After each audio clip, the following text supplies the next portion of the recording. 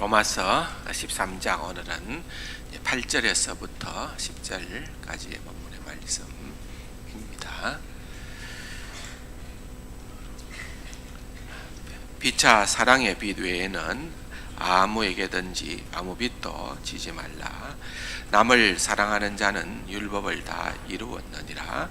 간음하지 말라, 살인하지 말라, 도둑질하지 말라, 탐내지 말라 한 것과 그 외에 다른 계명이 있을지라도 내 이웃을 내 자신과 같이 사랑하라 하신 그 말씀 가운데 다 들었느니라.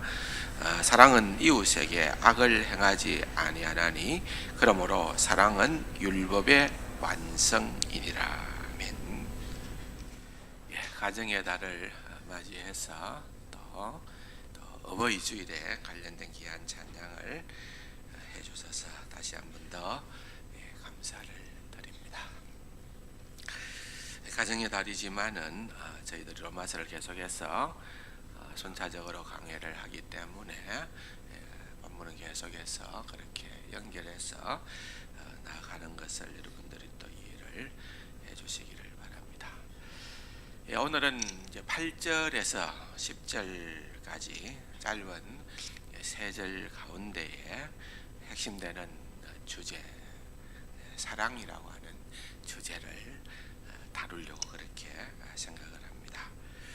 사랑이라고 그러니까 아마 여러분들이 좀 너무 잘 아는데 나는 이렇게 기독교는 사랑의 종교고 하나님은 사랑의 하나님이시고 그러니까 이 사랑이라는 주제만큼은 내게 너무 편하고 익숙한 것이다, 또는 이 시간에 특별히 새로운 것 들을 게 없을 것 같다, 약간은 편안한 생각을 가지고 좀 쉬자, 눈도 붙이자 이렇게 생각하시는 분들이 혹 있을런지 모르겠어요. 그러나 중요한 것은 이제 오늘 다시 한 번 더 우리가 이 놀라운 주제인 사랑을 다시 한 번 더 점검하고, 또 우리가 왜 사랑해야 되느냐, 또 어떻게 사랑할 수 있느냐, 우리가 이것을 이제 로마서가 지금 진행되는 과정 가운데는 이 하반부는, 전반부는 칭이론이죠. 칭이론, 어떻게 구원 얻을 수 있느냐. 그리고 이제 후반부에 가서는 우리가 신앙생활이라고 그러잖아요. 어떻게 거룩해질 수 있느냐, 그런 어떤 구원받은 백성으로서의 삶이 주님을 닮아가는 거룩한 삶을 살아가는 그 과정 중에 또 하나의 핵심되는 그런 어떤 주제가 이 사랑이라는 주제죠. 그래서 이 사랑을 그런 어떤 문맥 가운데에서 저희들이 다시 한 번 더 의미를 새겨보고, 또 그것을 우리의 삶에다가 적용한다는 것은 굉장히 의미가 있는 일이다, 그렇게 생각을 하면서 이 시간에 또 말씀을 나누려고 그렇게 생각을 합니다. 먼저 8절에 보면은 사랑하는 자는 율법을 다 이루었다, 이렇게 기록을 하고 있습니다. 또 10절 하반부에 보면은 사랑은 율법의 완성이니라, 그래서 같은 말입니다. 사랑하는 자는 율법을 이루었다라는 말과 또 사랑은 율법의 완성이다는 말은 같은 의미의 다른 표현에 불과하다는 것을 우리가 알아야 되는 것입니다. 근데 먼저 우리는 율법이라는 것에 대한 그런 어떤 정의가 명확하지는 않습니다. 잘 모릅니다. 그냥 사랑이라 하니까 그냥 따뜻하게 대해주는 것, 또는 내가 남에게 긍휼을 베푸는 정도의 것으로 사랑을 이해하는데, 오늘 이제 본문을 통해서 보면은 이 사랑이라는 것이 율법과 아주 직접 관련이 있다는 걸 알 수가 있습니다. 율법은 무엇입니까? 하나님께서 이스라엘 백성들에게 주신, 모세를 통하여 주신 하나님의 법입니다. 대표적인 것이 10계명입니다. 10가지 계명만 줬느냐, 율법을 줬느냐, 그게 아니고 또 거기에 부과되어지는 그런 세부 조항들을 계속해서 주었어요. 그러니까 이런 내용들을 다 검토하고 연구한 이제 유대인들은 율법을 어떻게 정의를 내리는가 하면은 율법은, 하나님께서 우리에게 주신 율법은 전체적으로 613개다 이렇게 구분을 했어요. 다 따져보니까, 성경을 전부 다 따져보니까 613개가 나온다는 거예요. 그런데 그 가운데에서 예를 들면은 십계명에 살인하지 말라, 간음하지 말라, 도둑질하지 말라 이런 것처럼 하지 말라라는 것이 365개가 나오고, 또 내 부모를 공경하라 이런 것처럼 하라는 것이 248개, 그렇게 해서 전부 다 613개가 된다고 그렇게 그들은 생각을 한 거예요. 다시 말하면은 적어도 유대인들은 우리가 하나님의 법을 지킨다, 율법을 지킨다 할 때는 그들의 머릿속에는 내가 이 하지 말라는 이 613개에 내가 과연 위반되는 사항이 없는가, 나는 그것을 다 잘 수행을 하고 있는가 하는 것을 먼저 생각을 하는 것입니다. 근데 그것만은 또 아닙니다. 왜냐하면은 또 거기에 따른 세부 세칙들을 만들어 놓았어요. 예를 들면은 사계명의 안식일을 지켜 그날을 거룩하게 하라.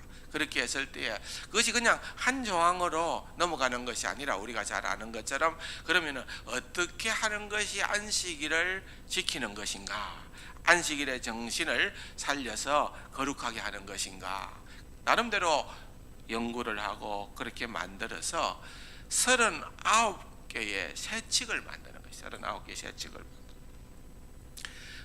그것만 해도 굉장히 복잡한데, 근데 그 39개의 세칙을 또 제대로 지키려고 하면은 구체적으로 또 어떻게 해야 된다. 그래 만들어 놓은 것이 234개가 되는 거예요. 그러니까 이 안식일 하나를 제대로 지킨다는 것도 적어도 유대인들에게 있어서는 이건 굉장한 일입니다. 보통 일이 아닙니다. 그래서 예를 들면은 주님 시대에 제자들이 안식일 날 뭡니까? 밀을 비벼서 이렇게 까서 먹었다는 것이 유대인들에게 있어서는 왜 안식일을 범하느냐, 그렇게 예수님에게 따졌는 거예요. 그러니까 그게 뭔가 하면은 그만큼 그들 나름대로는 안식일에 대한 규정을 가지고 있었고 그걸 가지고 기준을 삼았다는 거예요. 이 안식일이 이제는 오늘 우리 시대에는 주일이 되었잖아요. 지금 우리가 지키는 이 주일로 완성이 되어졌는데, 그래서 우리가 주일성수라고 얘기를 많이 합니다. 초창기에 우리 교단에도 믿음의 선배들이 그렇게 주일성수를 할 때는 지금 우리와는 비교될 수 없는 그런 기준들을 가지고 있었습니다. 예를 들면 신학교에서 가르쳤던 우리 홍만식 교수님 같은 경우는 이제 가르치는 일을 하니까 주일 되면은 또 교회 가서 초대를 받고 설교를 하잖아요. 그런데 성도에서 있다가 가르치기 위해서 있다가 예를 들어서 저기 수영에 가서 수영교회에 가서 설교를 해야 된다. 그러면은 토요일 날 이미 수영에 가 있어야 되는 거예요. 토요일 날 수영에 가 있어 거기서 잠을 자고 그 다음 날 일어나서 거기에 출석하고 또 예배를 드리고 설교를 하는 것이 주일을 성수하는 거라는 거예요. 그런데 무슨 여러 가지 일들이 좀 바쁜 일들이 생겨서 이 교수님이 주일날, 그 당시에는 뭐 우리처럼 차가 많지 않은 시대니까 대중교통 수단을 이용해서 버스를 타고 교회로 가서 설교를 했는데 그것이 주일을 거슬렀다 라고 해서 결국은 7일을 받는 거예요. 이게 얼마나 엄격한 시대였습니까? 안식일에 대한 규정도 보면은 우리로 말할 것 같으면 한 1km, 1.34km 정도, 1마일까지는 안 되고 1.34km 정도까지는 안식일 날 걸어 다니도 괜찮은 거예요. 그런데 1.4km를 넘어서 걸어가면은 그거는 안식일을 범하는 게 되는 거예요. 왜? 그건 여행이라고 간주해버려요. 여행이라. 그러니까 얼마나 이 어떤 규례나 법도가 엄격했었는지 우리가 상상치도 못할 정도로 그들은 규율 가운데 있었던 거예요. 거기에 익숙한 자가 누굽니까? 사도 바울입니다. 사도 바울은 그래서 얘기를 합니다. 내가 율법에 있어서는 율법으로 말할 것 같으면은 나는 흠이 없는 자라. 여러분, 그런 이야기를 누가 쉽게 할 수 있을까요? 근데 바울이 그렇게 얘기를 했다는 말은 그렇게 얘기를 해도 모든 사람이 고개를 끄덕이고 인정할 수 있는 그런 위치였다는 거예요.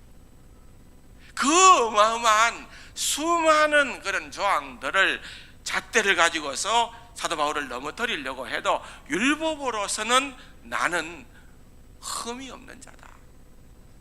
나는 전혀 걸릴 것이 없는 그러한 자다. 그 말이에요. 그런데 그가 누구를 만납니까?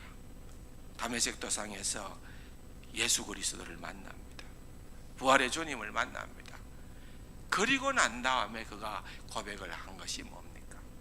그토록 누구에게도 흉잡을 것이 없을 정도로 완벽하게 자기의 의로서 그렇게 세워놓았던 그 모든 의가 전부 다 이것은 다 무용지물이 되었다. 그 아무것도 아니다는 거예요.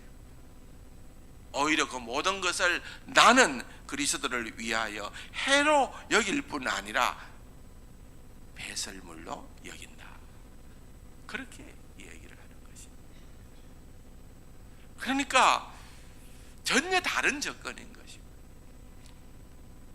오늘 로마서 13장 8절에서부터 사도 바울이 율법의 완성, 율법을 진짜 제대로 지키는 것은 그런 어떤 규례, 규약, 수많은 조항들의 빈틈이 없이 내가 그것을 지켜 행하는 것이 아니고 그는 사랑이다.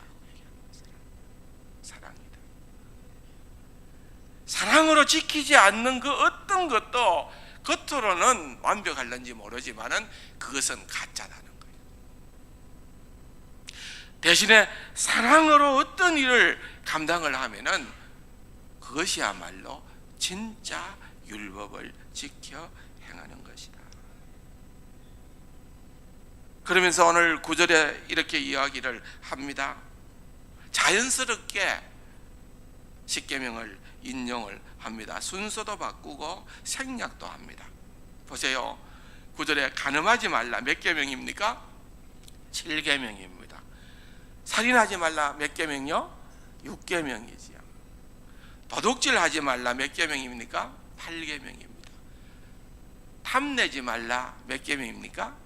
10계명입니다. 자, 그러면은 5계명은 빠졌습니다. 9계명은 빠졌습니다. 그리고 7계명을 6계명보다 먼저 언급을 합니다. 또 더 중요한 1계명에서 4계명도 뺐습니다.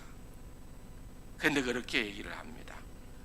다른 계명이 그 외에 다른 계명이 있을지라도 내 이웃을 내 자신과 같이 사랑하라 하신 그 말씀 가운데 다 들어있다.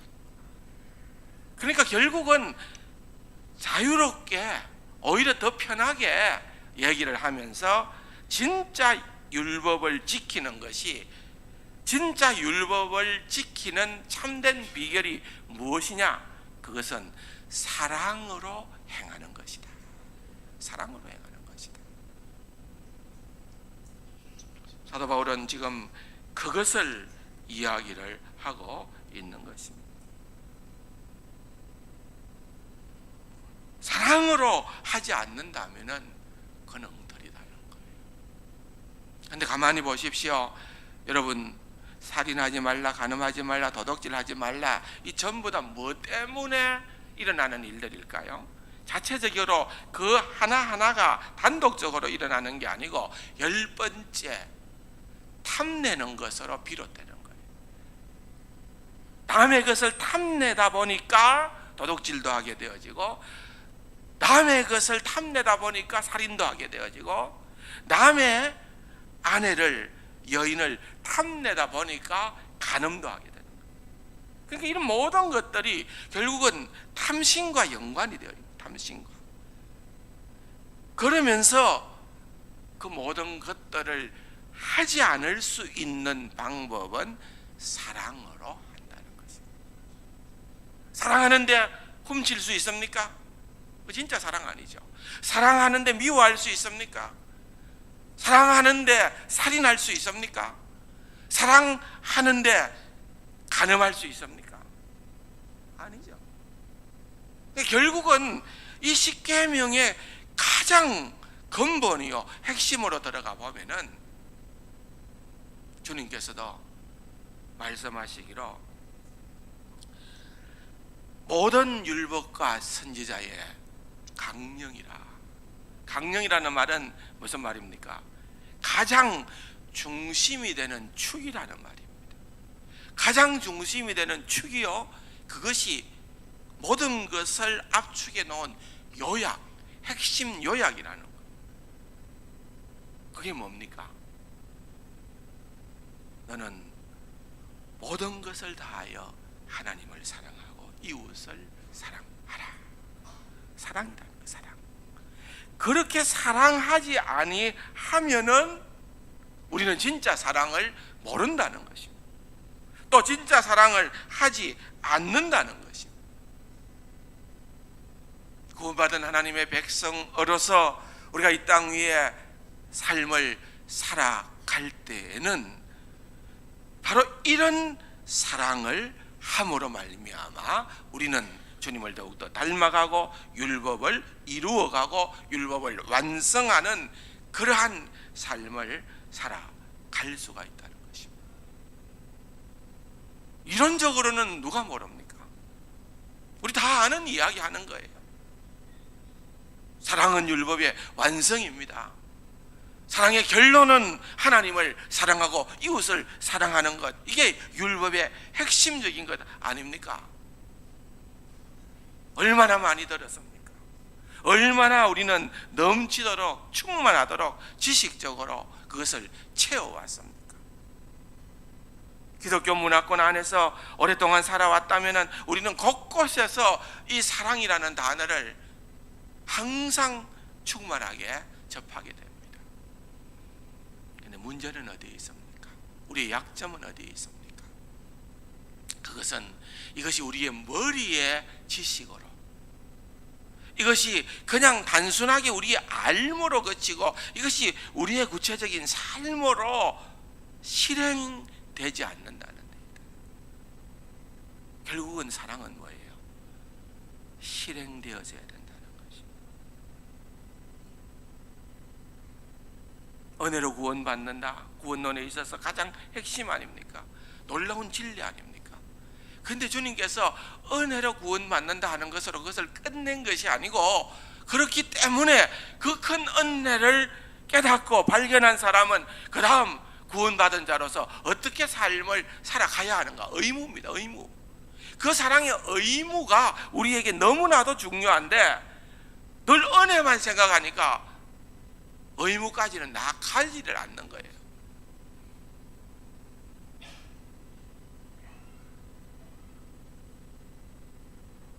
지식적인 알매 머물러 있다는 것입니다. 그러므로 여러분, 이것은 중요한 말입니다. 사도 바울이 지금 이렇게 얘기하고 있는 이것은 우리가 진짜 사랑을 아느냐, 그러면은 그 사랑을 실행할 수 있는 자들이 되어져야 된다는 것입니다. 어떻게 실행할까? 먼저 사랑의 본질을 알아야 됩니다. 사랑이 뭐냐부터 알아야 된다는 것. 세상 사람들이 흔하게 얘기하는, 또 우리가 그냥 사랑이라고 하면은 떠올리는 그런 추상적인 생각, 그것이 사랑이냐? 아니라고 얘기합니다. 성경이 말하는 사랑의 정의는 무엇인가? 그거는 한마디로 얘기하면은 아가페의 사랑. 성경은 아가페의 사랑을 얘기합니다. 아가페의 사랑이라는 것은 다른 말로 하면은 감정적 사랑이 아니고 의지적 사랑이라는 거예요. 감정적 사랑이 아니고 의지적 사랑이라는 거예요.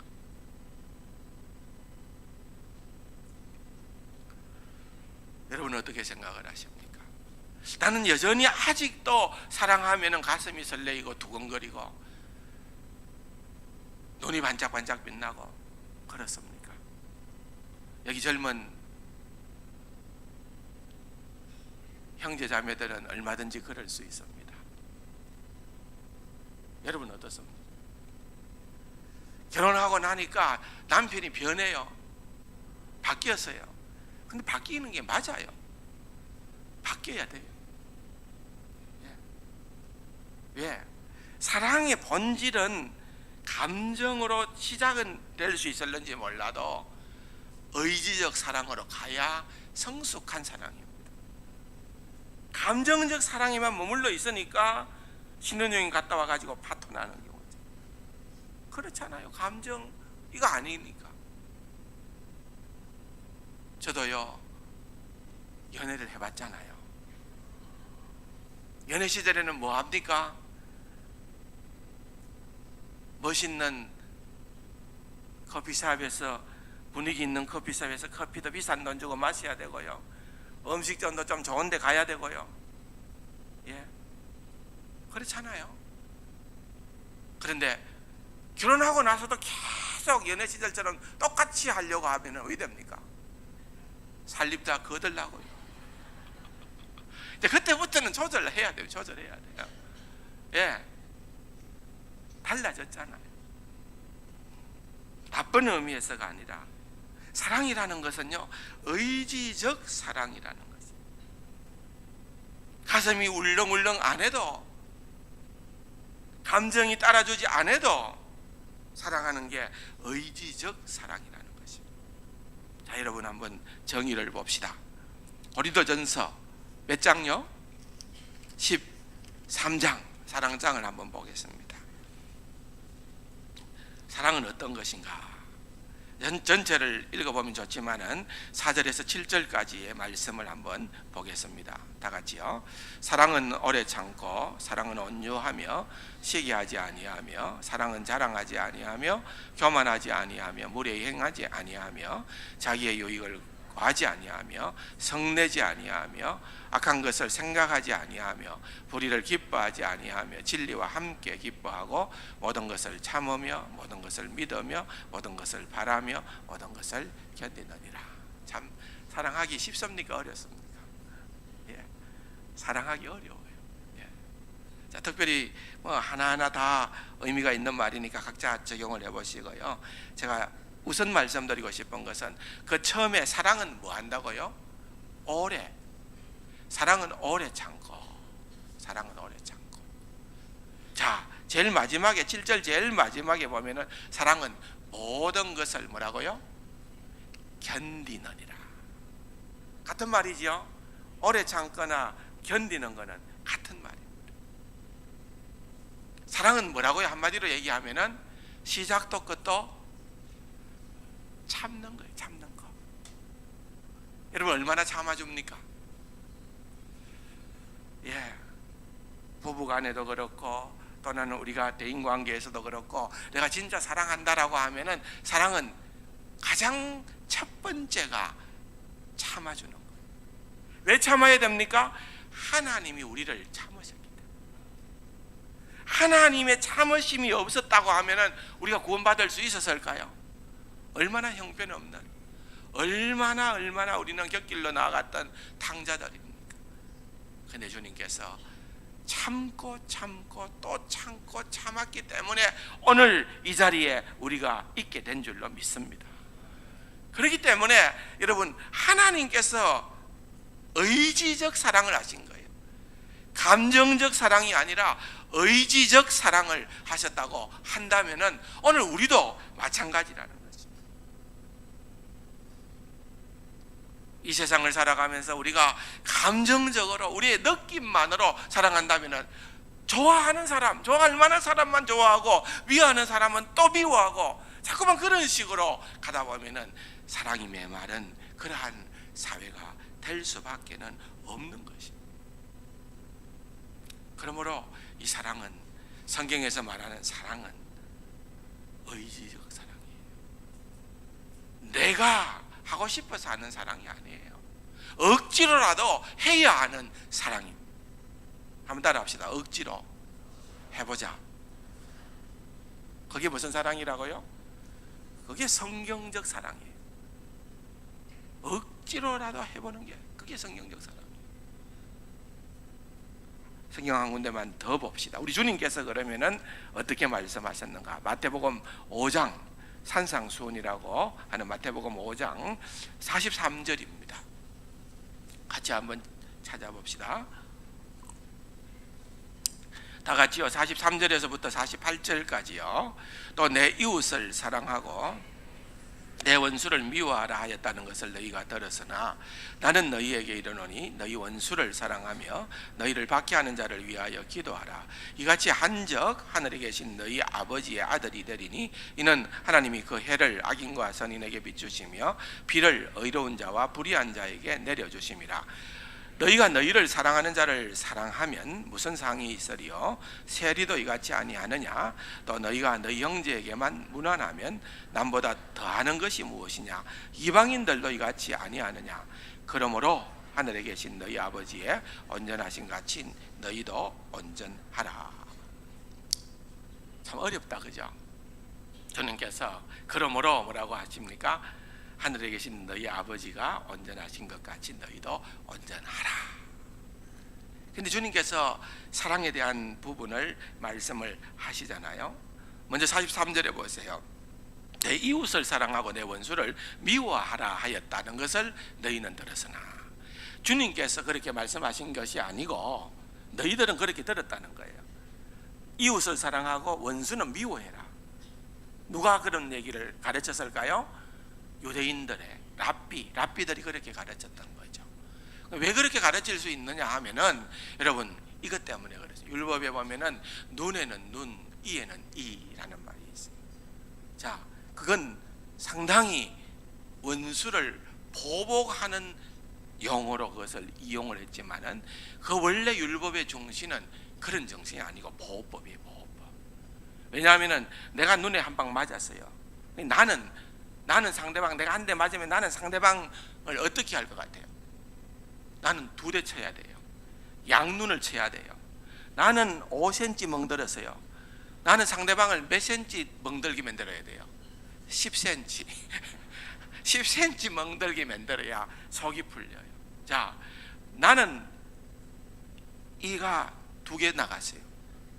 그럼 나는 나를 이 2개 나간 사람한테 보복하려면 몇 개 내보내야 돼요? 10개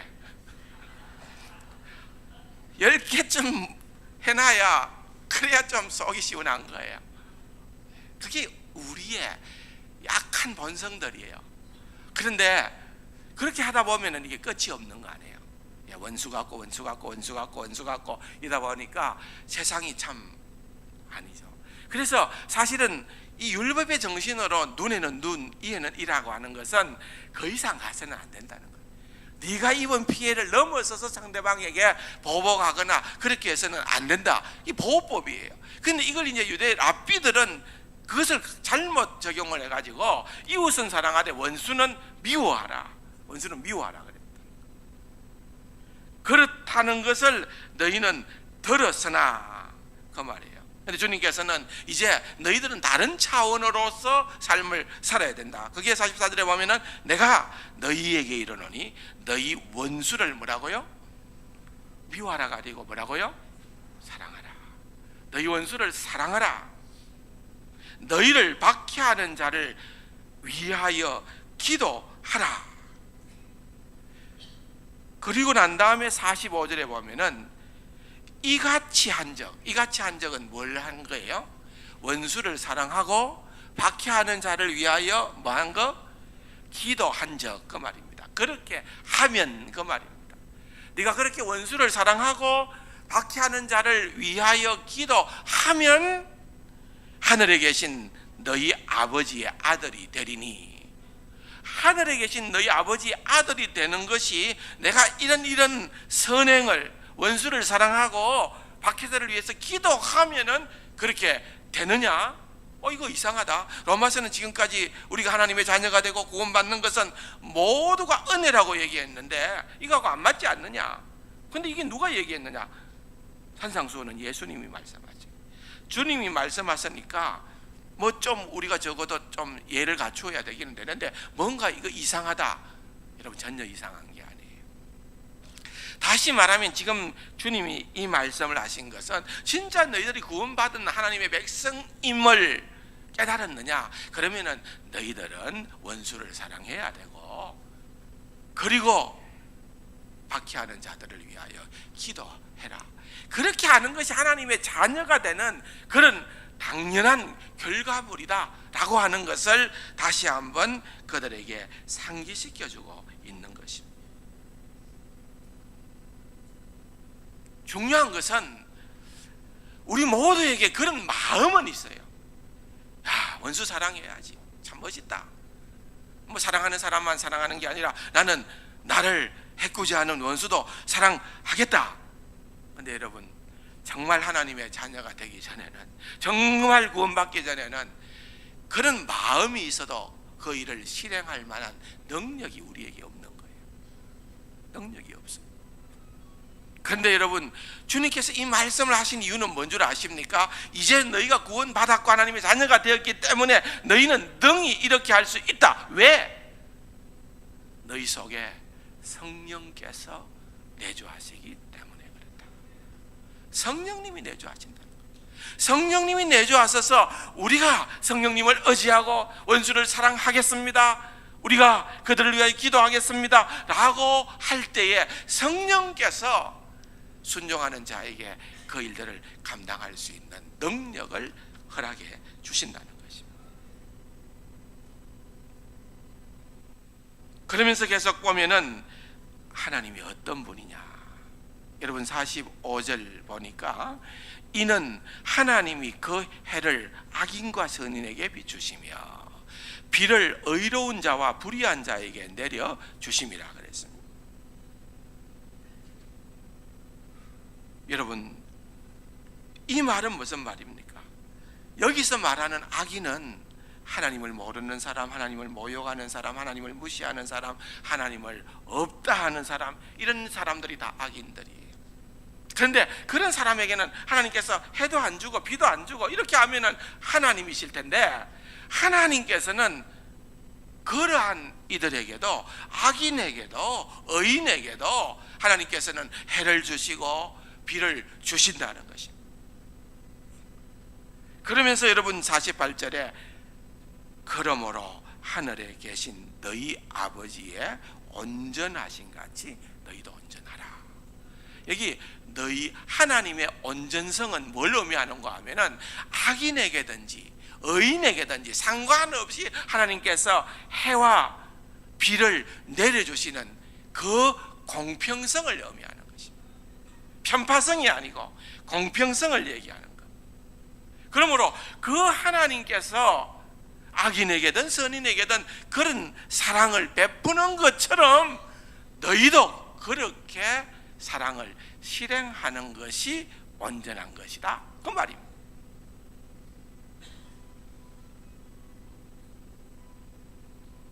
구체적으로 46절과 47절에 보면은 너희가 너희를 사랑하는 자를 사랑하면 무슨 상이 있으리요? 세리도 이같이 아니하느냐. 세리를 비하시키는 것이 아니라 그 유대인들이 지금 가장 그 사회 가운데에서 가장 이렇게 좀 좋지 않게 경멸하는 그러한 계층이 세리였거든요. 왜? 로마에 충성을 하고 그들을 착복했기 때문에. 근데 그렇게 경멸하는 세리들도 이렇게 하는데 너희들은 달라야 되지 않느냐. 47절에 보면 너희가 너희 형제에게만 무난하면 남보다 더 아는 것이 무엇이냐. 이방인들도 이같이 아니하느냐. 유대인들은 이방인을 상종조차 하지 않았잖아요.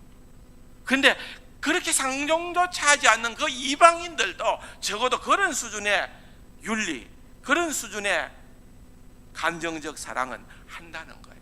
그렇기 때문에 하나님의 백성은 달라야 된다는 거예요. 의지적 사랑을 해야 된다는 것이. 여러분, 이 말씀은요, 우리 모두에게 굉장한 도전의 말씀입니다. 여러분, 가만히 생각해 보면은 우리가 참 못난 자들이에요. 우리 모두가 그렇습니다. 따지고 보면은 여러분, 우리 늘 성격이 하는 거 아닙니까? 사람들 대할 때 표현하지는 않아도 저 사람은 내 타입이야, 저 사람은 내 과야, 그 사람은 내가 사랑해 줄만 해, 내가 사랑할 수 있어. 그런데 같은 신앙생활을 하지만은 저 사람은 아니야, 내가 같이 지내야 되는 그러한 타입이 아니야. 여러분, 얼마나 스스로 그런 것들을 규정하고 그렇게 자기 자신에게 엄격했는지 우리는 자신을 한번 돌아볼 필요가 있는 거예요. 내가 편가르게 했다니까요. 그런데 주님 말씀하시기로 그렇게 해서는 안 된다는 거예요. 그런 감정적 사랑에서는 안 된다는 거예요. 성경이 말하는 사랑은, 온전한 사랑은 의지적 사랑이라는 것이에요. 그렇기 때문에 여러분, 어떻게 해야 됩니까? 이런 말씀을 받게 되면은 우리는 찔려야 돼요. 하나님, 내가 그렇게 살지 못했던 것 주님 이 시간에도 내어놓습니다. 주님, 나를 불쌍히 여겨주시고 긍휼히 여겨주시고, 주님, 나의 힘으로는 할 수가 없기 때문에 주님께서, 성령님께서 도와주시옵소서. 나는 할 수 없습니다. 그러나 성경은 말하기를 이렇게 하라고 명하고 있으니까 주님, 내가 그 말씀에 한번 순종하기를 원합니다. 그러나 내 힘으로는 불가능하오니 하나님 도와주시옵소서. 그게 우리가 취해야 될 태도 아닐까요? 그거는 내하고 상관없어, 성자들이나 해당되는 이야기지, 나하고는 상관이 없다. 그러면은 여러분, 진보가 없어요. 진보가 없어요. 여러분, 사랑이라는 단어를 얼마나 많이 들었어요. 기독교는 사랑의 종교니까요. 얼마나 많이 들었어요. 그런데 실제 그 사랑을 얼마나 실행했느냐? 남미에 가면은 후안 카를로스 오르티즈라고 하는 목사님이 계신데, 이 목사님은 1년에 설교의 주제를 딱 4개 정도 정한대요. 분기에 하나씩만. 예를 들어서 오늘 사랑이 주제라고 하면은 우리는 또 넘어가는 거예요. 오늘 사랑 얘기하고 다음 주 되면은 또 다른 본문 가지고 또 다른 얘기하고 이렇게 하는데, 이분은 그렇게 하지 않고 사랑 얘기를 수개월 동안 계속하는 거예요. 왜 하느냐?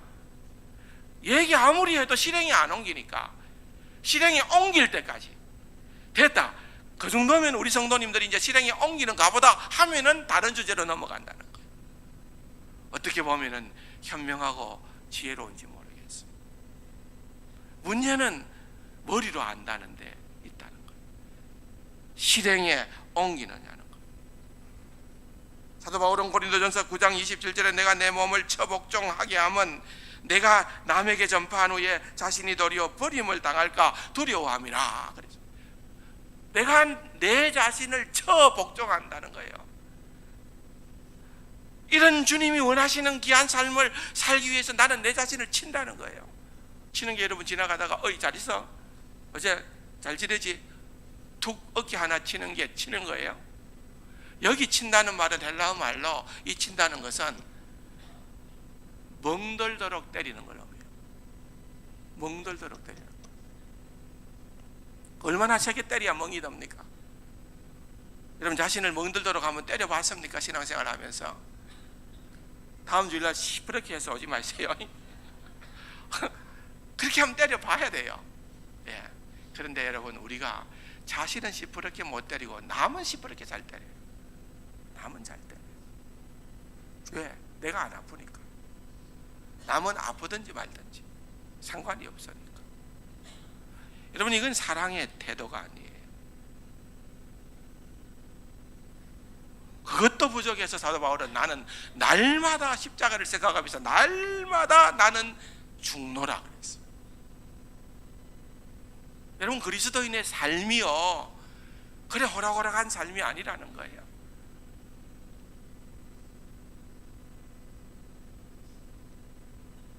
어떻게 하면 그렇게 될까? 여러분, 우리가 그냥 주일날 매주 나와서 그렇게 말씀 듣는데 와 안 변하노? 이렇게 생각이 들잖아요. 와 안 변하노? 주일 낮에 말씀 듣지요, 오후에 말씀 듣지요, 새벽 예배도 또 나오면 말씀 듣지요, 수요 예배 말씀 듣지요, 금요 기도에 말씀 듣지요. 그것도 부족해가지고 주중에 성경 공부하지요. 얼마나 많이 합니까? 그런데 왜 안 변하느냐는 거예요. 신기하다는 거죠. 수십 년 신앙생활 했는데 똑같다. 여러분, 너무 똑같다 문제 아닙니까? 여러분, 저도 보니까 저도 똑같고 여러분도 똑같고, 지금 20년 다 돼 가는데 와보니까 별로 변한 게 없어요. 똑같아요. 안 변하는 게 기적이에요. 말씀에 능력이 없어 그럴까요? 마태복음 5장에서 우리가 힌트를 주님께서 주시는 것을 보게 됩니다. 5장 44절을 한번 다시 봅시다. 나는 너희에게 이르노니 너희 원수를 사랑하며 너희를 박해하는 자를 위하여 뭐하라고요? 기도하라. 여러분 잘 보세요. 성경은 재미난 책이에요. 어떻게 보면은 평행법이라는 걸 자주 쓰는데, 뭔가 하면은 똑같은 내용인데 똑같은 내용을 똑같은 단어로 반복하면은 좀 식상하잖아요. 그러니까 표현만 달리하는 거예요. 표현만. 그 평행법이라는 거예요. 예를 들어서 여기에 악행이라는 원수라는 말과 박해하는 자라는 말은 똑같은 원수라는 말이에요. 원수라는 말. 그런데 원수라고 하고 원수를 사랑하고 원수를 위하여 기도하라 이렇게 하면은 너무 똑같은 말을 반복하니까 조금 진부한 느낌을 주잖아요. 그러니까 이제 표현을 그렇게 바꿔놓는 거예요. 근데 사실은 같은 말이에요. 근데 어떻게 해야 되냐? 원수를 위하여, 원수를 사랑하고 원수를 위하여 기도하라는 거예요. 자, 또 다른 말로 얘기하면은 원수를 사랑해야 되는데, 원수를 사랑하려면은 사랑할 수 있는 유일한 방법은 주님께서 은연중에 암시하고 있는 게 뭔가 하면은 기도다. 기도. 뭐라고요? 기도.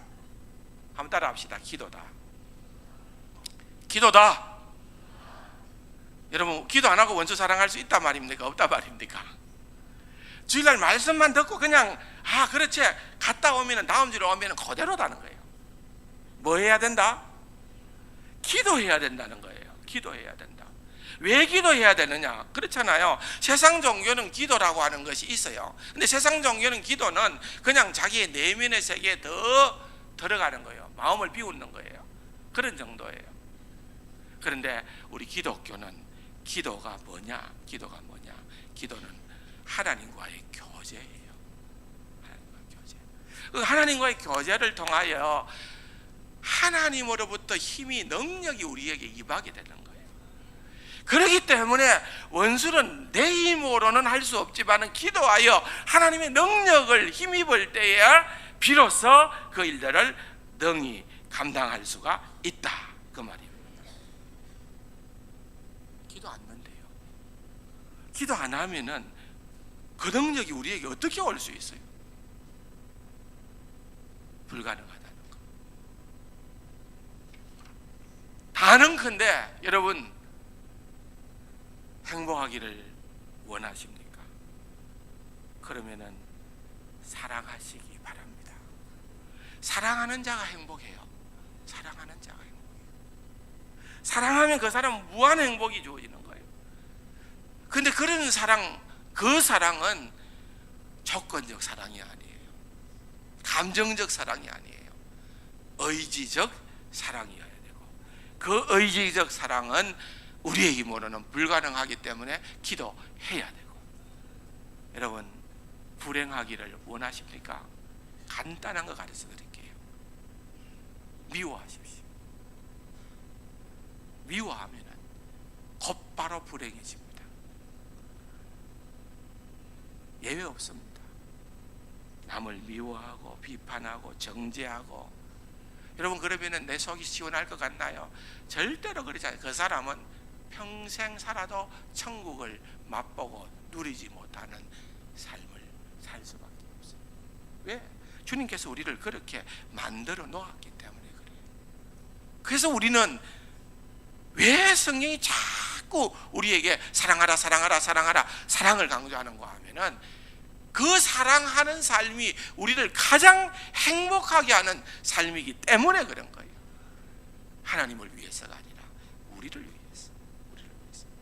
우리 자신이 가장 행복한 삶이 바로 거기에 있기에 주님께서 그것을 우리에게 명하고 계신 줄로 믿습니다.